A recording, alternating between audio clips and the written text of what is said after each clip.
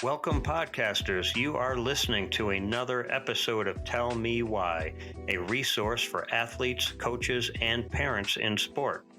Co-hosted by Dr. Ginny Cristerna and U.S. Speed Skating Hall of Fame inductee Patrick Wentland.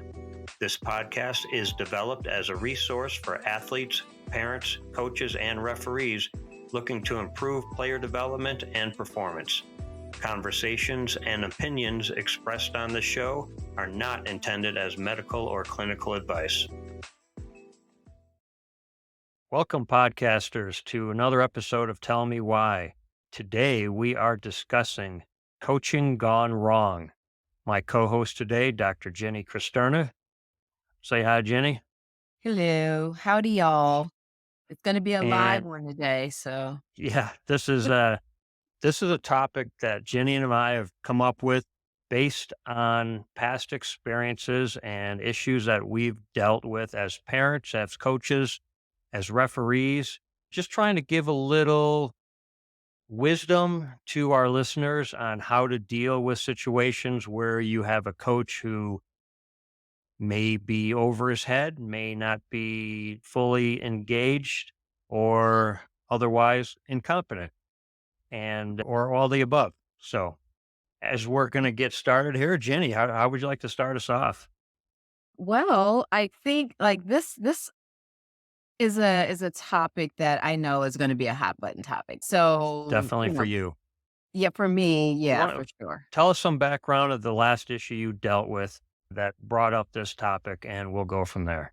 Sure. So there was an issue with a coach and a player where the player went to try out for an academy team and told the coaches that, hey, they're going to be there for the game partially late. They're going to play the game in partial, not a full game. Player never missed a game and doesn't miss practices unless, they're traveling or something out of the country. But what ended up happening, and they text the coach said, yeah, so it's all recorded in their team app and stuff like that. So 3 weeks prior to this game, the player got an invitation to try out for this soccer academy, which everybody wants to play MLS next, right? So Right? player goes and has it on the calendar for 3 weeks. The club adds a game that week, that Monday or Tuesday for Friday, which is the day of tryouts. Now, just because you go to an academy game or tryout, excuse me, doesn't mean you're going to get selected. Everyone knows that it's a whole process. So, each round there's more eliminations. So this young man goes, his parents take him to go, and no big deal. This is a really cold day. And the parents bring the kid to practice. Kid jumps out of the car to hurry up and make it to practice. I'm sorry, to the game. He's about 20 minutes late. And I guess because there's two coaches, one of the coaches, I suppose it's the head coach, asked the kid, "Why are you late?" And he goes, "Oh, I just came from tryouts for the academy team." And the coach says something in another language, benches the player, sits the player. Player has no coat, no blanket, no anything because the player, it's their team and they usually start. And so for the rest of that first half and all of second half, player doesn't play. Now they're losing spectacularly. They're losing. And at the end, all the players are leaving. This one kid comes off, the kid that did not get played. And he has this distraught look on his face. And clearly this is not a look that anybody's familiar with from this kid. Kid has a lot of confidence, very, very nice kid. And then the coaches come out. So the mother asks the coach, the head coach, what happened. And so he says something in another language. Now, usually he can communicate. I guess this time he could not communicate in English. And he says, ask the other coach, and walks off after dismissing them out. So the father, who speaks that language, asks him in his native tongue what happened. He gives the same dismissive answer, walks off.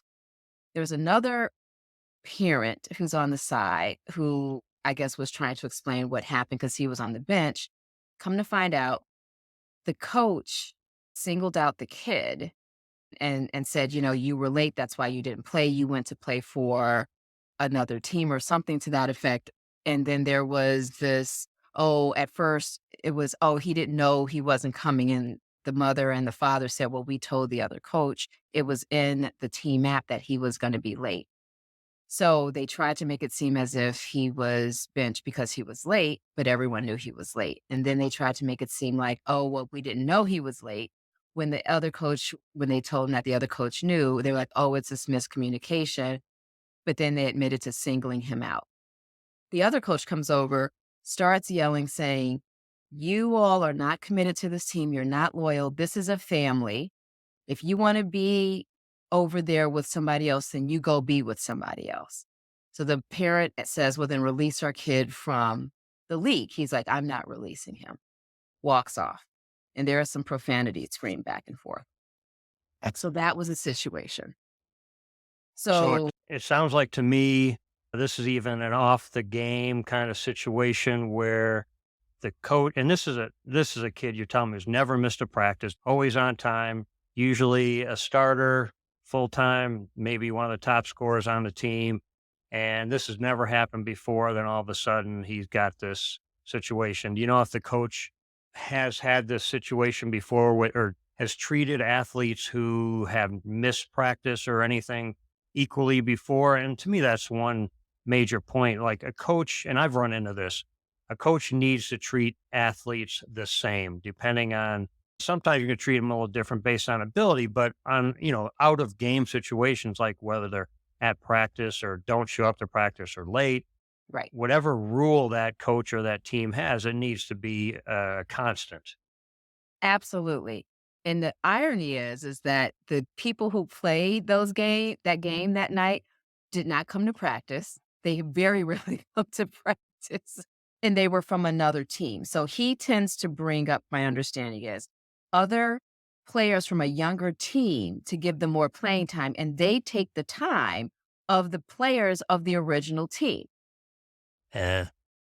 And so that So I'm has been hearing, the problem with a lot of parents. sounds like the coach really wants to win, and he is putting the goal of winning over training, helping, teaching the athletes on this team. And basically he's doing it for his own pride rather than the benefits of the athletes on the team. Right. Am I hearing And that correctly? you're hearing that smack dead on, and this really resonated in my heart because I I see a lot of coaches who want to just win, and they're not consistent. It's like, if you need to reprimand an athlete around an issue with that particular sport or team, that's fair. I don't think you're going to have too many parents saying anything.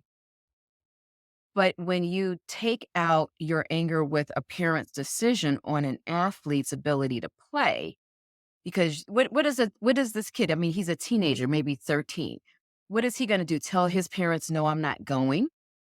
So now you're punishing a kid for what the parent has decided to do because of loyalty. I don't even know if that's a thing. And you can't try out for an academy team. It's like you should want your players to try out for an academy team. It's not like these people were making a lateral move. They wanted to see if he could make it, to give him this experience. So the whole thing was handled horribly. And so the kid's not going back. The kid's found another team. Of course, after So writing the we've director of talked to coaching. So Yeah, and we've talked a little bit about that in previous podcasts where it really is the job of a coach to develop an athlete to be able to move on to the next level. A yeah, coach goal should not be, oh, I need to keep these athletes here. They're mine, they're mine, they're mine. I'm trying to hold on to them. A good coach, a coach who has the athlete's best interest at heart, is there to improve those athletes and see if they can get them to that next level. Whether that coach is moving on to the next level or not, those athletes need to be looking to moving on to another level. And that is the job of any coach. I'm thinking any level until you're at the highest level playing NBA, NFL, and whatever, the NHL. Olympic teams, that is where, you're hanging on to those athletes. They got nowhere to go. But yes, that the job is for that coach to work to improve those athletes. Absolutely. And so the reason that I thought this would be a fitting topic for this podcast is because that whole team of parents was livid. They're paying thousands of dollars to watch their kids sit on a bench while other kids are being pulled up from a whole nother Yeah. team and playing the entire game, being selected as captain of the team. Like, how does that work? And I know that there's been a lot of parents who have been in situations like this. And so I figured this was a good time to talk about, well, what to look for. And the other thing, are they crazy? Are they being unrealistic? And then what can they do? And then also for coaches, right? Because this isn't about bashing coaches. This is about Right. helping them exactly the way you were just talking, which is this is the job of the coach. They don't belong to you. Your job is to make them so good that they are growing and they're leaving.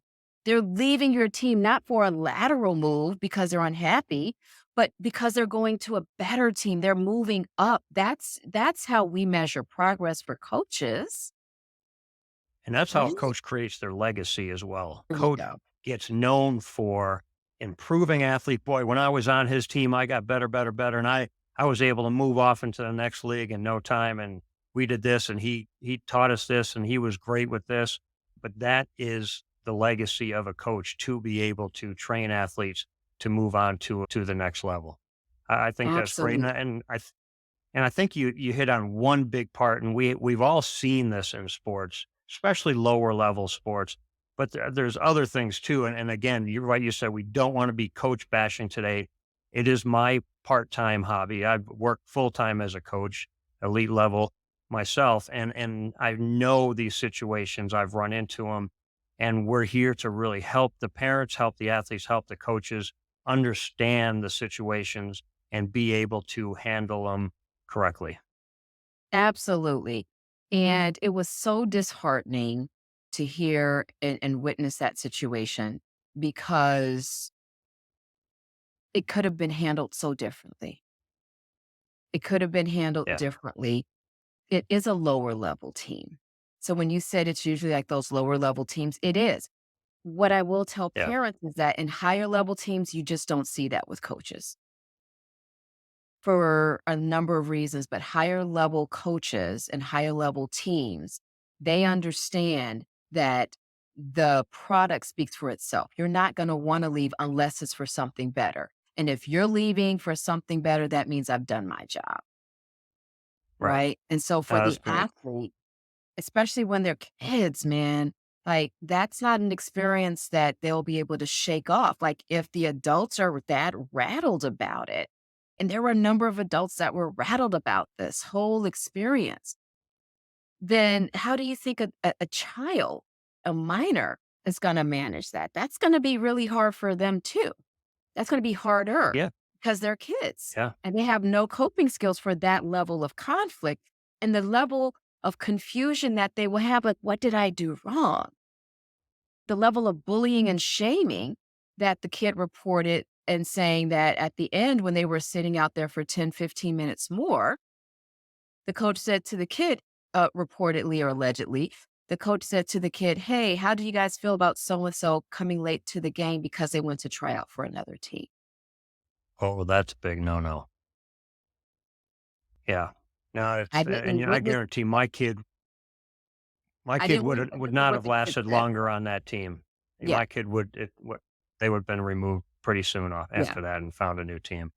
And and the big things, the big takeaways on that really, it's the athlete is not gonna be enjoying the sport. They're gonna wanna quit. It's gonna cause, as you mentioned, some anxieties and some current concerns on their own part of why they're getting played over instead of somebody else, and yeah, it just ruins everything for everybody.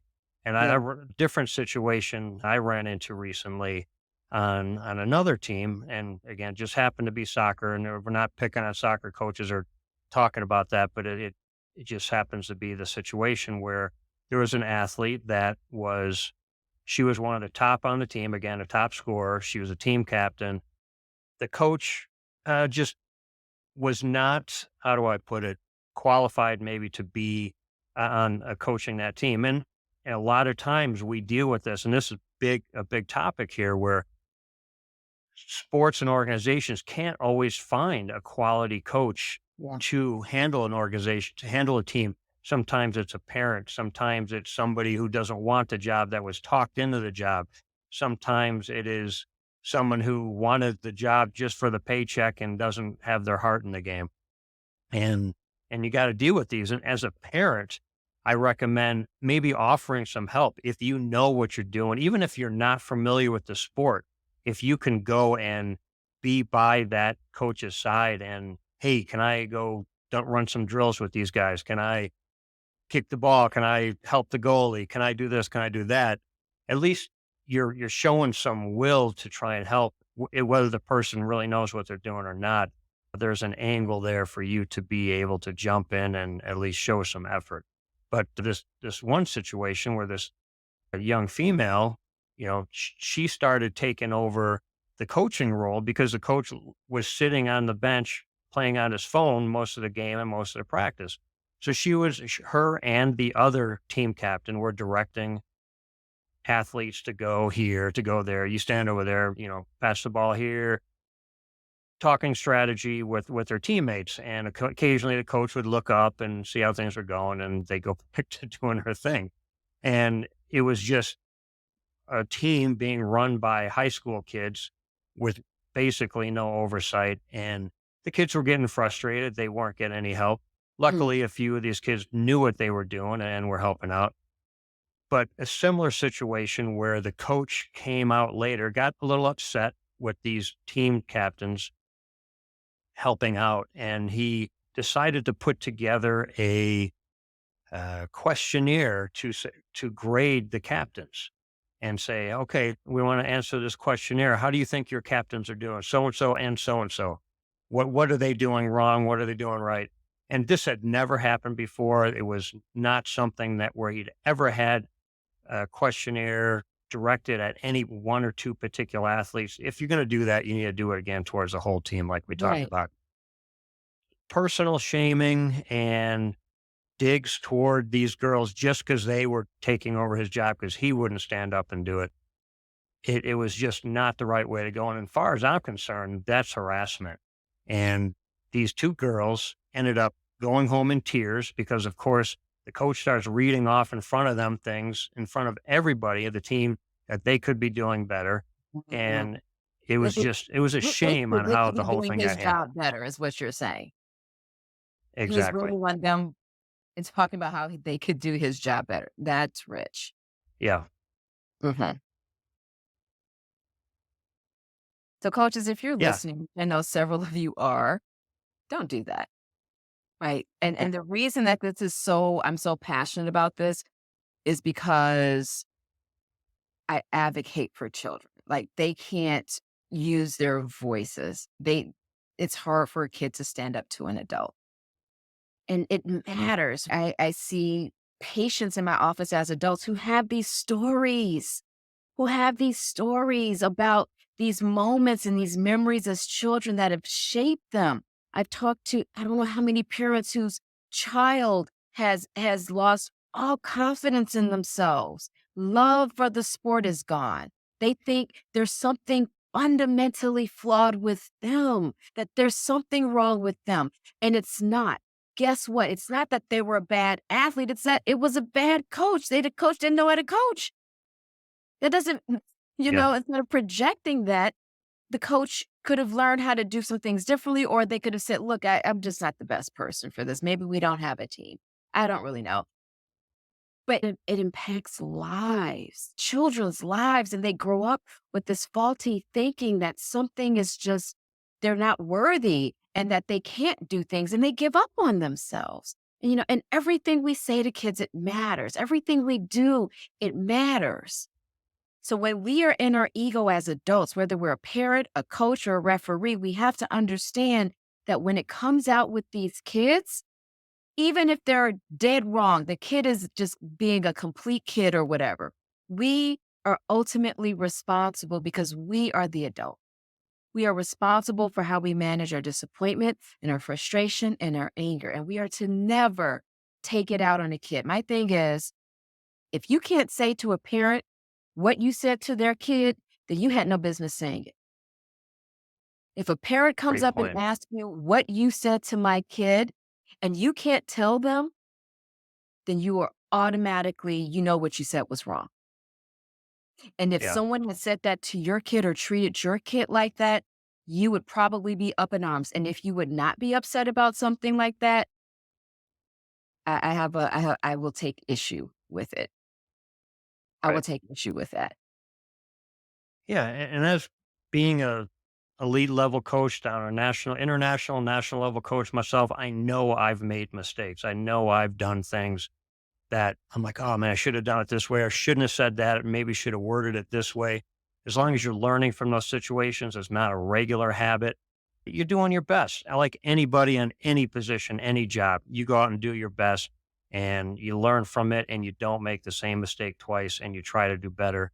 We're trying to again offer information where we can help. You know, a lot of coaches, like I mentioned, are thrown into a position where they're volunteers. They're just helping out. They don't know the ins and outs of the sport and they're doing the best they can. I applaud you. I think that's a great Absolutely. thing to do, especially if your kid's on the team, you're trying to help out. If no one was there probably wouldn't be a team. But we're in the information age. There's plenty of places you can go to learn on the sport, learn exercises, Mhm. learn techniques, learn drills. If nothing else, you can work on conditioning and running and sprints or whatever it is and get your athletes into shape. But there's a lot of opportunities from podcasts, from uh, YouTube videos where you can learn different exercises and different things on sports to improve your knowledge and to make things better. And I think a big thing for parents too, Jenny, we can address like how to deal with these situations and not just bullying by a coach, but Yeah. either it's an incompetence or a coach just not paying attention or whatever it is. And maybe there's athletes on a team who are mistreating another athlete that a coach is ignoring or not paying attention to, not addressing.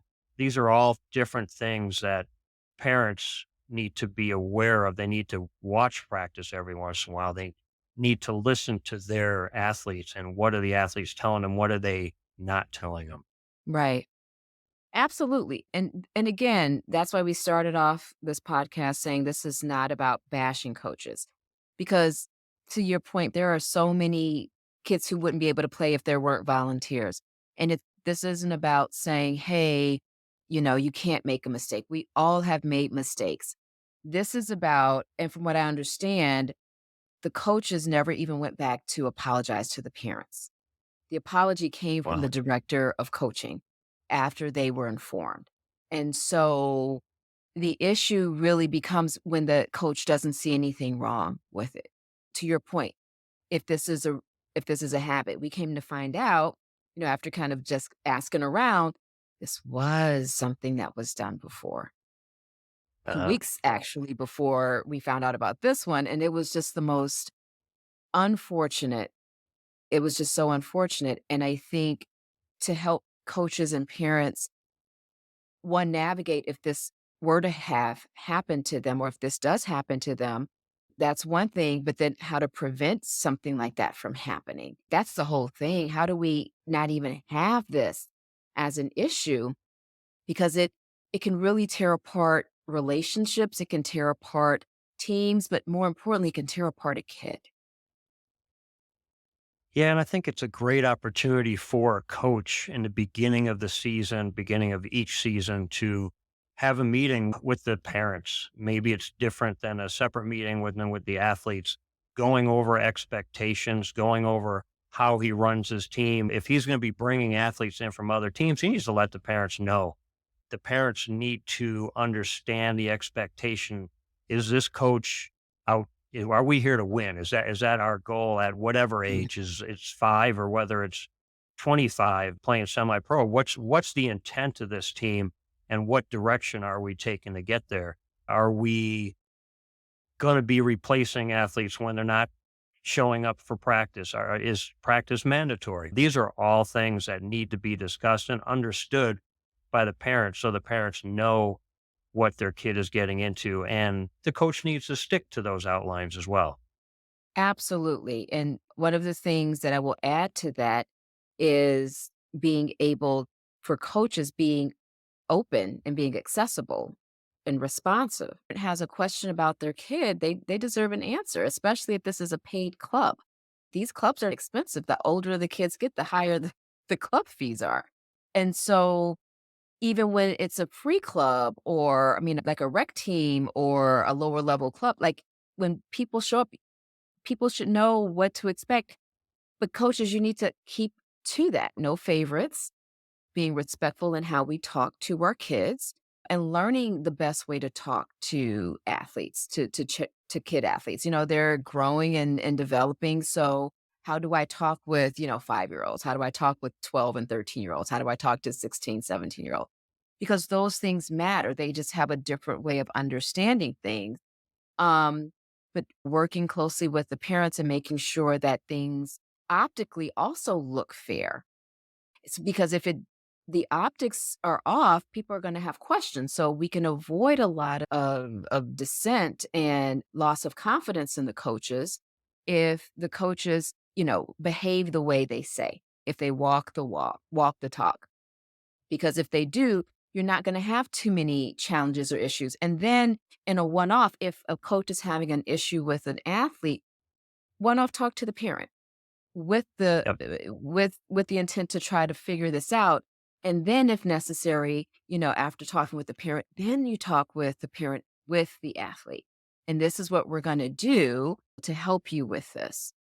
But at no time, and this is what I put in bold capital font underscore, in no time are you to ever bully or shame an athlete as a coach. That's never gonna be acceptable, like, ever. No. You brought up a point we've talked about in another podcast too, where I remember I had a difficult time. Just had an athlete come by. I'm working with younger athletes now than I was used to, and I'm just not getting through to these kids, and I'm just getting this blank stare sometimes, and I'm totally confused. I'm like, this is. I usually can just tell them what to do, and they do it, and they understand. They go and do it, and I'm as the kids are getting younger or whatever, I'm getting this stare, and I was talking to a friend of mine who's a teacher. I'm like, what's going on? She was telling me the kids these days really understand differently. They learn differently. They need to be shown things differently. And here I am thinking, oh man, I've been coaching the same way for 35 years, and I just yell at expect them to do it, and it's not happening. And here she's like, "Oh, well, some of them need to be shown pictures or videos. Some of them need the handheld and exact body motions or whatever." And it's a different generation, a different way of learning things, and it can be frustrating for a coach. It can be frustrating for an athlete as well. It really took me some time to and did some reading on how to interact and communicate with younger and different generations. There's a whole different world Yeah, out there with these yeah, kids. And man, I tell you, I learned a lot, and I'm doing better as a coach, and hopefully these kids are understanding better. But that's a whole different ball game as well. yeah, It's that communication between a coach and an athlete. And I even had to work with some of the parents and talk with them and say, "Hey, so and so, I'm not getting through to them, and I'm getting that blank yeah, stare. What can I do as as yep, their coach talking to the parent? What works for you guys to get into them?" One parent was like, "You got to yell louder. You got to repeat it multiple times." He just doesn't get it the first time, and I did, and that those are things work. Those things work. So really getting that information from the parents, watching the faces of the athletes, learning how to communicate to the different generations. These are all great little techniques that can take you a long way. but I tell coaches your best alliance is formed with the parent. Your best alliance is formed with the parent to better connect with and understand the kid. Now, if the parent's not involved and they're just dropping the kid off, yes, it's going to be a lot more challenging. But talking with the parent and letting the parent know, hey, this is what's going on with the kid, with their athlete, and we're really trying, and we don't really know what to do. Can you help us? We're really trying to support him or her or them. And so, what I think is so important for people to understand is that this is all a team. Even the refs. I mean, people like to bag on the refs a lot, but we all work together as a team. We have to have an understanding and a level of respect for each other. We might not agree, but we have to be on speaking terms. Like we have to have an understanding. Like this is my space, this is your space, and here is how we overlap. How can we work together in that space? Because this is for the Yep. athlete, it's not for the coach, it's not for the parent, it's for the athlete. The spectators get a great game, maybe, but it's the athlete who's out there on display, so we wanna make sure that they can develop and grow and learn something about themselves, build up that resiliency and not give up, that perseverance, that tenacity, that, "You know what? No matter how many times I get knocked down, I'm gonna get back up each time and I'm gonna try again. Even if I don't succeed, I'm not giving up." And that is the purpose and the focus of sports, especially youth sports. It's not that they're gonna go pro, it's so that they learn to never give up on themselves, to never let anybody take that away from them. All we have is our core sense of who we are. And parents, it is your job. It is your job and your responsibility that when someone makes your child question who they are, doubt their ability, you gotta step up. You gotta step up and go, "Not with my kid. This is not the team Yeah. for us."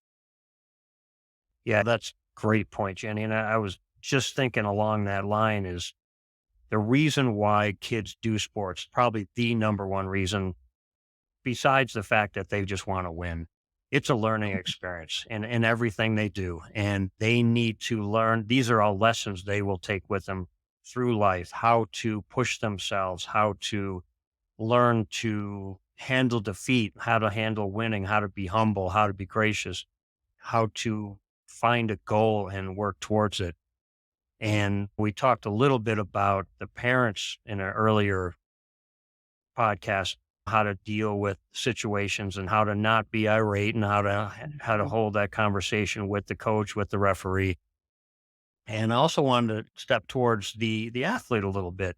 And we really need to continue that conversation with the athlete, what the coach to the athlete, the parent to the athlete, and know what's going on at different stages of their practices, whether if they're coming home in tears, if they're coming home bruised and scraped up and whatever. What's going on? Did they have a rough practice? You getting pushed around? Is there someone saying something to you? It can be a coach, can be a referee, can be another athlete, could be the opposing team, whatever it is. Parents need to Mhm. stay involved and know what's going on with their kids. Phone numbers, texting, things need to be exchanged with the coaches so the coach can relay information. Hey, Yeah, so and so's not looking real well out there today, or they had a rough day.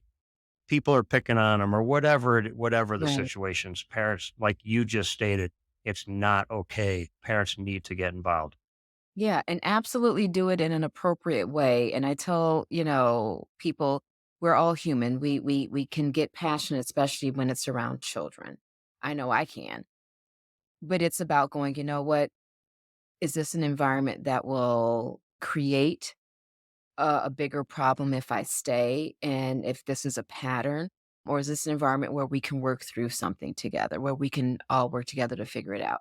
And that's for each person to decide, but violence is never okay, ever, and so I do encourage parents, when you're interviewing these teams and when you're trying out, I want you to look for a few things. I want you to ask the coach, "How do you feel about working with kids? How do you talk with them? What do you do when a parent makes a decision for the child that doesn't align with what your values are, or how you coach? How do you deal with that?" You wanna get very clear about some of those questions, and you also wanna be clear about how does it work if we find out that at some point this is no longer a good fit for either of us? How do we part? Or do we part? And if we can't part, what's the agreement that we we have with one another to finish out the season or the year? How will we do that amicably? Under what I think, condition will the rules change? And can we reach out to you? A lot of clubs have a 24-hour rule. Like, if we have a heated discussion, if you're really upset with me or I'm really upset with you, mom or dad, we're gonna wait 24 hours before we reach out. So that way we don't say okay, something we regret.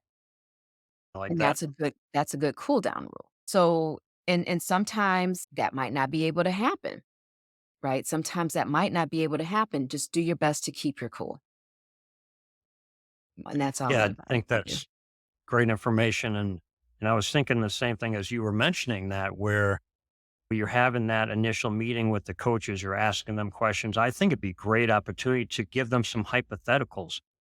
How would you handle a Yes, that's good. situation? How would you handle a situation if one athlete is picking, or a group of athletes is picking on one athlete? How will you handle a situation when an athlete gets a red card or a yellow card? How do you handle a situation with an injury? Are you CPR certified or whatever it is? There's a lot of hypotheticals out there that you can run through, especially if you have a kid who tends to do something one way. It's like, how would you handle someone with special needs, or how do you handle someone with ADHD or whatever it is? These are great conversations, and I think even more important than knowing what the coach's credentials are in terms of that sport. I think Oh, it's don't get me started. better. Yeah, I know you're going to like this. I think it's better to have a coach who knows how to handle situations, personnel situations, than it is having a coach who knows how to handle or teach them the specific of the sport. That stuff's easy to learn. You can pick that up on Mhm. YouTube. You can run them drills. The kids will even know how to do it, and they'll pick stuff up themselves. But having a coach who knows how to handle personnel situations as they happen on or off the field is valuable for the development of these child athletes as they're growing up, all the way through the highest level of school. And then they'll be ready to take on a higher level of sport as they graduate. Absolutely, and I'm gonna speak from experience, not just as a parent of kids who all did sports, every last one of them, and not just as a referee, and not just as mom, but as all 3, and just pulling all of this together, and also Griot, the storyteller, everyone tells these stories to. Parent and coaches, I wanna say this to you from a place of love, and I wanna say this with great clarity. A lot of you all, as parents, you're drawn to coaches who are professional players. Coaches, if you were a professional player, you're using the draw of that history, that part of your dynamic career to be a coach. Let me be very, very clear. And this is true in sports, just like it's true in corporate America. Just because you are a really solid player does not mean you will be a good coach. Just like someone who's in sales, they may be great in sales and killing it, does not mean that they're going to be a good manager. So you Yep. have to know what you're good at doing and you have to stick to that because being a player is very different from coaching, requires a completely different skill set. So parents, don't get pulled into the marketing of, oh, so and so former professional blah blah blah blah blah player is now coaching, 9-year-olds, is now coaching 13-year-olds because they're going to use that to draw in people who are, oh, I want to work with a famous person. Yeah, there's some glamour in that, but that does not always translate well for coaching. I can personally and professionally attest to that every day of the week and twice on Sundays. Some of the best players make some of the worst coaches. I was Coaches, if just going to you state are, that yeah, exactly. Top athletes do not always make great coaches. And actually, it's different than that. A lot of top athletes are naturally talented and they yeah, don't know what it took to actually get there, and they can't break it down, they can't teach, and they have a ex- very different mindset. You're 100% correct. Top athletes don't always make a coach. because remember, natural athletes, they feel it, they're intuitive. We talked about people finding someone to take the athlete's mental edge with, right? Made athletes tend to be better coaches. My experience has been. because they understand the technical pieces that go into that so they can explain it. Natural athletes, they've never really had to think about it. So when they Yep. try to explain it, it's a challenge for them. It doesn't mean they can't learn to do it. It's just that it doesn't come quite naturally for them to explain it because they never had to think about it. So I would encourage parents to also inquire as to how do they coach? Do they explain it? What are the ways that they connect with their athletes? The way you were talking about in communication, how do they explain the techniques? Do they practice as one big group or do they practice with their teams? You'd be surprised at how many coaches will have like everybody on the field and they're just doing one drill. And it's like, well, when are they going to ever practice with their team? So know what's important to you, ask around, and at the end of every season, you should be getting, especially if you're paying to be in a club, it's not uncommon for what's pretty standard actually is for coaches to do a review of each player with each player. They sit down and they do a review. This is what your goal is for the year. This is how you did. This is where we see your strengths are. This is where we see your weaknesses are. This is how we think you can develop them. That should be coming with your player at the end of every season if you're paying especially for a club sport. And that's pretty much, I think, pretty standard unless it's like private one off, you're going in for private training or something like that. But in some sports, that evaluation comes with your fee. So, Yeah, that's great. It's great information. And we really want to maybe finish up with, let's address each part of that scenario, the coach, the parent, the athlete, maybe even a referee. Like, how do we best find an answer and solve these problems? If we're a coach and we see problems, and how do we fix things that we know? If I'll start from the coaching standpoint. Again, we're going to make mistakes. We're going to have things we regret. We're going to have things we can do better next time. Yes, learn from those things and try not to make those same mistakes again. If you're in a situation where you are not familiar with the sport or not extremely technically savvy on that sport, take some opportunities, find someone who is, find a kid, find a high school kid or whatever that'll jump in and help you.